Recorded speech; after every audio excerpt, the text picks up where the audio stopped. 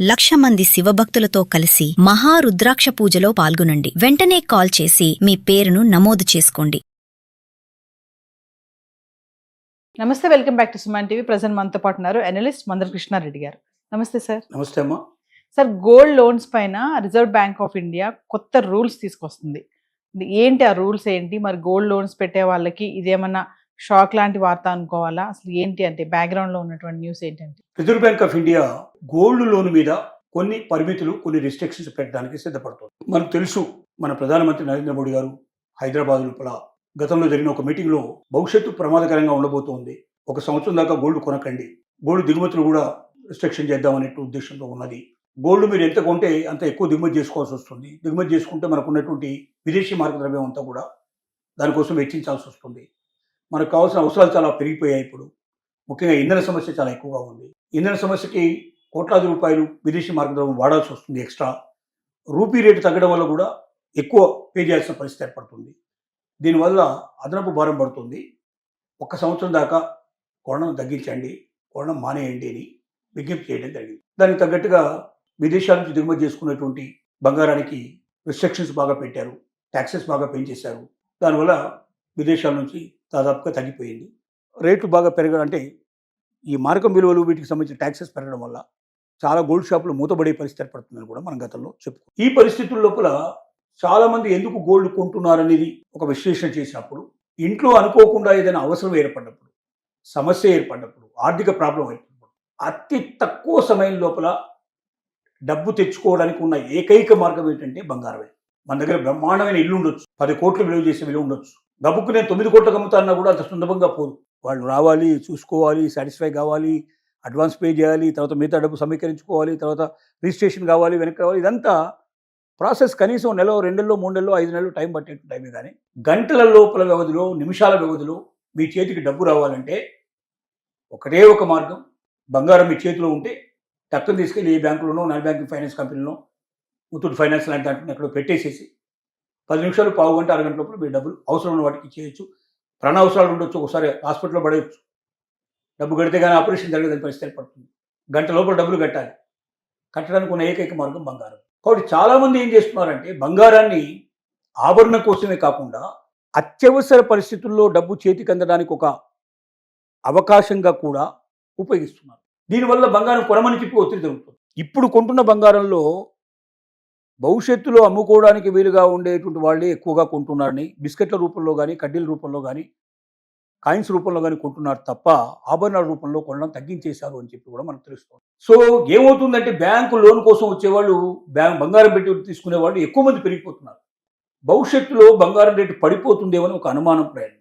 ఈ అనుమానానికి కారణాలు ఏమిటంటే, చాలా దేశాలు తమ దగ్గర నిల్వ చేసిన బంగారాన్ని అమ్మేయడానికి సిద్ధపడుతున్నాయి. ఇప్పుడు క్రైసిస్ వచ్చింది, విదేశీ మార్గ ద్రవ్యాలు లేవు, చాలామంది దగ్గర అయిపోయినాయి, చాలా దేశాల దగ్గర. కాబట్టి వాళ్ళు ఏం చేశారు, వాళ్ళ సెంట్రల్ బ్యాంక్స్ అంటే రిజర్వ్ బ్యాంక్ ఆఫ్ ఇండియా మనకున్నట్టుగానే ప్రతి దేశానికి ఒక బ్యాంక్ ఉంటుంది, సెంట్రల్ బ్యాంక్ అంటుందని. ఆ సెంట్రల్ బ్యాంకు ద్వారా వాళ్ళు పర్చేజ్ చేశారు. ఆ దేశ కెపాసిటీని బట్టి 100 టన్నుల నుంచి మొదలు పెడితే 1000 టన్నులు కూడా పర్చేజ్ చేసిన వాళ్ళు ఉన్నారు. మన దగ్గర 800 నుంచి 900 టన్నులు మన దగ్గర కూడా పర్చేజ్ చేసి పెట్టినట్టుగా మనం వింటున్నాం. ఈ బంగారు నిల్వలు ఒకేసారి అమ్మకాలు ప్రారంభం అవుతే అనేది ఒకటి. అమ్మకాలు ప్రారంభమైనప్పుడు ఏమవుతుంది, ఆటోమేటిక్గా బంగారం రేటు తగ్గిపోయే అవకాశాలు ఉంటాయి. రెండోది ఏమిటంటే, భారతదేశంలో ఒక ఆలోచన ఉంది. ఇప్పుడు గవర్నమెంట్ ఆఫ్ ఇండియా చాలా సీరియస్గా థింక్ చేస్తుంది. ఇళ్లల్లో ఉన్న బంగారం అంతా కూడా లెక్కేస్తే, దేవాలయాల్లో ఉండేటువంటి బంగారం అంతా లెక్కేస్తే 32,000 టన్నుల నుంచి 50,000 టన్నుల మధ్యలో ఉండొచ్చు అనేది ఒక ఆలోచన. అంటే ప్రపంచంలో ఉండే అన్ని దేశాల దగ్గర ఉండేటువంటి మొత్తం బంగారాన్ని లెక్కేస్తే ఎంత ఉంటుందో అంత బంగారం భారతదేశంలోనే ఉండే అవకాశం ఉంది. కానీ బంగారం ప్రస్తుతానికి బ్యాంకుల్లోకి రావట్లేదు. అది ఎవరి వాళ్ళలో, ఇళ్లలో కానీ, దేవాలయాల్లో కానీ, ఇంకెక్కడెక్కడో దాన్ని పెట్టేసేసి దాన్ని ఉంచుతున్నారు. మార్గల్లో, నేల మార్గల్లో ఎక్కడ ఉంటుంది.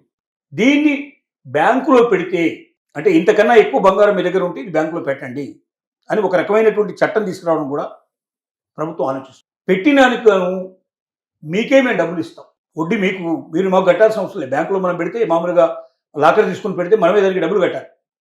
అట్లా అవసరం లేకుండా మీ బంగారం ఎంత ఉందో తూకం వేసి మాకు ఇచ్చేయండి, మళ్ళీ మీకు బంగారం రూపంలో ఇచ్చేస్తాం.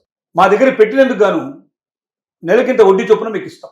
రెండు, ఇంత బంగారాన్ని మాకు మీరు హ్యాండ్ ఓవర్ చేస్తే మీరు ఎక్కడి నుంచి కొన్నారు, ఎలా కొన్నారు ఏంటని మేము అడగలేము. అది వైట్ అయిపోతుంది. ఇప్పటిదాకా భయపడుతున్నారు, ఎక్కువ బంగారం ఉంది, కానీ అది ఎక్కడి నుంచి వచ్చిందో మూలాలు చూపించాల్సిన అవసరం ఉంది. అంత బంగారం మూలాలు చూపించడం చాలా కష్టంతో కూడుకున్న పని. డిక్లేర్ చేయాలి దాన్ని. Yes. ఒకవేళ యాన్సిస్టర్ ప్రాపర్టీ మనకి ఎవరో ముత్తాతల నుంచి తాతల నుంచి వచ్చినా కూడా ఎవరి దగ్గర నుంచి వచ్చిందో మనం వెంటనే మనం డిక్లేర్ చేయాలి. ఇప్పటిదాకా డిక్లేర్ చేయకుండా పెట్టుకున్న వాళ్ళందరికీ రేపు పొద్దున అది దొంగగాని కింద ఎక్క తప్ప అది ప్రభుత్వానికి తెలిసిందే కాకుండా ఉంటుంది. అట్లా ఉండడానికి వీల్లేదు, ప్రభుత్వానికి తెలియాలి. కాబట్టి ఇప్పటిదాకా మీరు ఎవరి దగ్గర ఉన్న బంగారం అయినా సపోజ్ ఓ 50 తులాల వరకు బంగారాన్ని మీరు తీసుకొచ్చి బ్యాంకులో పెడితే మీకు ఎక్కడి నుంచి వచ్చింది ఇప్పటిదాకా ఆ 50 తులాలు ఎక్కడి నుంచి వచ్చిందని మిమ్మల్ని లెక్కలు అడగం మేము. అది మాఫీ. అంటే 50 తులాలు మీకు వైట్ అయిపోతుంది. ఇప్పటి నుంచి దాని మీద హక్కు మీకు వచ్చేస్తుంది. రెండోది ఏమిటి, ప్రతి నెల మీకు మేము ఇంత డబ్బు చెల్లిస్తాం. 1 తులం బంగారం పెడితే ఇంత అని ఓ 2%, 3%, 5%. ఇప్పుడు బ్యాంకులో మనం డబ్బులు పెడితే ఎట్లయితే వడ్డీ ఇస్తుందో ఫిక్స్డ్ డిపాజిట్లో వేసుకుంటాం, మనం సేవింగ్స్ అకౌంట్లో వేసుకుంటాం, మనకు వడ్డీ వస్తుంది ప్రతి నెల. అలాగే బ్యాంకులో బంగారాన్ని పెడితే కూడా వడ్డీ వచ్చేటట్టుగా ప్రభుత్వం చేయడానికి ఆలోచన. ఇది చేస్తే ఏమవుతుందంటే కావాల్సినంత బంగారం మార్కెట్లోకి వచ్చి పడుతుంది. బ్యాంకు తీసేసుకుంటుంది కదా, దాన్ని బంగారం రూపంలో చేస్తుంది. మీకు కావాల్సినప్పుడు ఓన్లీ మీకు బంగారమే ఇచ్చేస్తుంది. అంటే ఆభరణాల రూపంలో ఉండవు, బంగారం రూపంలో తయారవుతుంది, బంగారం ఇచ్చేస్తుంది. సో ఆ బంగారం అంతా కరిగించేసి మార్కెట్లోకి తీసుకొస్తే మార్కెట్లో బంగారం రేటు తగ్గిపోయే అవకాశం ఉంది. ఇవన్నీ కూడా ఇఫ్ అండ్ బట్స్ 100% అవుతాయని చెప్పడానికి వీల్లేదు. కానీ ఒకవేళ తగ్గిపోతే బ్యాంకులోకి ఆ బంగారం అంతా వస్తే బ్యాంకులోకి బంగారం వచ్చినప్పుడు మరి ఆ బంగారాన్ని వాడు తీసుకోవడానికి, అంటే తాకట్టు పెట్టి డబ్బులు తీసుకున్నారు ఎవరుతున్నారో, ఇప్పుడు ఎవరైతే లోన్ తీసుకుంటున్నారో అలా వచ్చిన బంగారానికి లోన్ ఇస్తే సపోజ్ ఇప్పుడు 100 రూపాయలు బంగారం పెడితే 85 రూపాయలు 2.5 లక్షల లోపల ఇస్తే, ఒకవేళ 2.5 లక్షలు దాటితే 75 రూపాయలు ఇస్తున్నారు. 100కి 75 రూపాయలు ఇస్తారు, 25 రూపాయలు బ్యాంక్ దగ్గర పెట్టుకున్నారు. కానీ అంతకన్నా రేటు తగ్గితే మరి వచ్చి బంగారం తీసుకోమంటే తీసుకోరు. ఆ బంగారం అంతా మన దగ్గరే పడిపోయి ఉంటుంది. బ్యాంకులో నష్టాలు వస్తాయి, విపరీతంగా కోట్ల రూపాయల నష్టాలు వస్తాయి. బ్యాంకులు మూసేయాల్సిన పరిస్థితి పడుతుంది.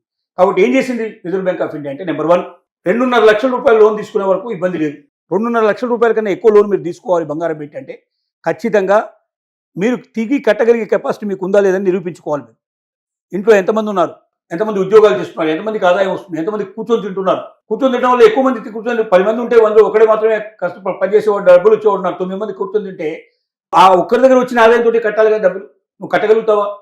కాబట్టి నీ ఇన్కమ్ ట్యాక్స్ స్టేట్మెంట్స్ ఏంటి, తర్వాత నీ బ్యాంక్ స్టేట్మెంట్ ఏంటి, నువ్వు ఇప్పటిదాకా ఏదైనా చెక్ బౌన్స్లు అవుతున్నాయా, నీకు ఈఎంఐలు సరిగ్గా కడుతున్నావా లేదా, మొత్తం టోటల్గా చెక్ చేసి పూర్తిగా 100% సాటిస్ఫాక్షన్ అయితేనే, ఆ బంగారం సరైన రూపంలో వచ్చిందని రుజువు అవుతేనే, ఈ సిస్టమ్స్ అన్నీ ఉంటేనే 2.5 లక్షల కన్నా మించినటువంటి అప్పులు ఇవ్వడానికి, అంటే అప్పు అంటే అదే తాకట్టు పెట్టుకొని డబ్బులు ఇవ్వడానికి సిద్ధపడుతున్నాయి బ్యాంకులు, తర్వాత అలాగే నాన్ బ్యాంకింగ్ ఫైనాన్స్ కంపెనీస్. దీనివల్ల ఏమవుతుందంటే 2.5 లక్షల కన్నా మించి తీసుకోవడం కష్టం. 2.5 లక్షల లోపల కావాలనుకుంటే దొరుకుతుంది కానీ వాళ్ళని కూడా కట్టగలిగే శక్తి ఉందా లేదనేది ఏదో రకంగా ఇండైరెక్ట్గా టెస్ట్ చేస్తారు. టెస్ట్ చేసిన తర్వాతనే ఇస్తారు. అంటే ఇప్పటిదాకా అతి సులభంగా దొరుకుతున్నట్టు బంగారు లోన్స్, తాకట్టు లోన్స్ ఏవైతే ఉన్నాయో ఇక భవిష్యత్తులో దొరకడం అనేది అంత సులభం కాకపోవచ్చు, కొంచెం దుర్లభం అయ్యే అవకాశం ఉంది. దీనికి కారణం ఏంటంటే ఇట్లా రిస్ట్రిక్షన్స్ పెట్టడం వల్ల మన బంగారం కొన్నా ఏం లాభం, మన బ్యాంకులో పెట్టి మన డబ్బులు ఎమ్మడి తెచ్చుకోలేకపోతే, మన తాకట్టు పెట్టి తెచ్చుకోలేకపోతే అనేటువంటి భయం అనేది ఏర్పడితే కొనడం కొంచెం తగ్గిస్తారు అనేటువంటి నమ్మకంతో కూడా రిజర్వ్ బ్యాంక్ ఆఫ్ ఇండియా ఈ రకమైన రిస్ట్రిక్షన్స్ ముందుకు వస్తోంది. దీన్ని తొందరలోనే అమలు చేసే ప్రయత్నం చేస్తోంది. Thank you.